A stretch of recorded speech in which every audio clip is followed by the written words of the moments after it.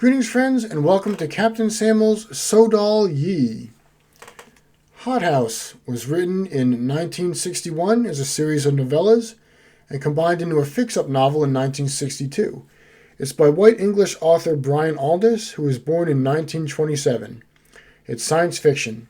And as you may have noticed, my library has the extra sexy Easton Press edition with actual red leather and a gold letter block. And it also has black and white illustrations throughout and a full color print at the beginning of the book. So please do support your local libraries. They make green-skinned, naked, sexy space babes possible. So what is Hothouse all about here? It's a dying Earth setting when the sun has increased its output of light and radiation.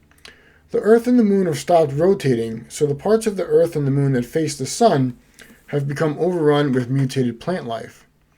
The Earth and Moon are also connected by fibrous cables woven by gargantuan spider plant balloons called traversers. The book focuses on bands of green-skinned children struggling to survive in a world full of deadly mutant plant life. There's multiple characters that the story focuses on, but not many of them survive long. Most of the characters we meet are killed at some point. The book also focuses on the concepts of evolution and devolution.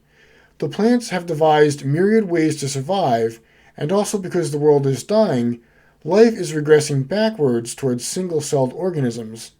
I don't want to spoil why that's happening, because that would spoil the ending, but it was an interesting concept.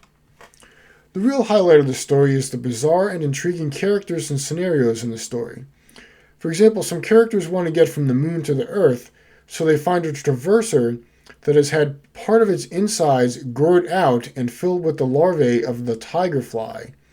The characters descend into this wound, kill all the vicious larvae inside, and then hide inside this wound under a scab while a traverser floats through space back to Earth. That is wild and grotesque, bro.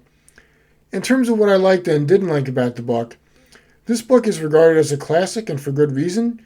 I did like it, and it will get a good rating, but I also had a lot of problems with it. I didn't like how the characters were described as children. There's one sentence that states they are actually different from humans and are smaller, green-skinned, elf-like beings.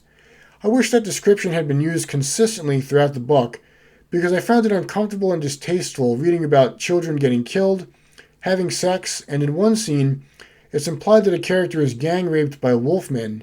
It just added and intensified an ick factor for me that didn't really need to be there if the characters had been described differently, because they don't act like children anyway, but for some reason they're called children.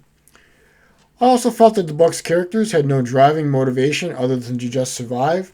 As they wandered around trying to survive, I kept asking, okay, what are they trying to accomplish here? What is the purpose of all this? There was nothing beyond survival and getting through the day for the characters, so most of the stories just felt directionless. The book also has some unexpectedly clumsy prose. For example, he could smell the smell of the sullen sea. The rain still rained. And then there was the phrase, the tableau held, which was okay prose, but then that same phrase was, for whatever reason, repeated multiple times within the same page or two. So even though I had some issues with this book, what carries this reading experience and makes up for those shortcomings is the bizarre creatures and setting. Every page I was wondering, what kind of bizarre critter are they going to come into next?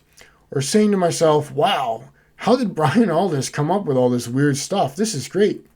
I don't want to spoil the wackiness in the book, but I will say that I loved the prophetic character we meet at the end of the book, the Sodal Ye and its entourage. The ending was also great, and even though it felt shoehorned in, we do finally get some higher purpose to the story and some cosmological significance at the very end. So Hothouse doesn't make it into the god-tier pantheon of books for me, but I do give it 5 stars. Despite some faults, the bizarre, fascinating imagination on display and the excellent ending made for an outstanding read. Hope you're doing well, and thank you for watching.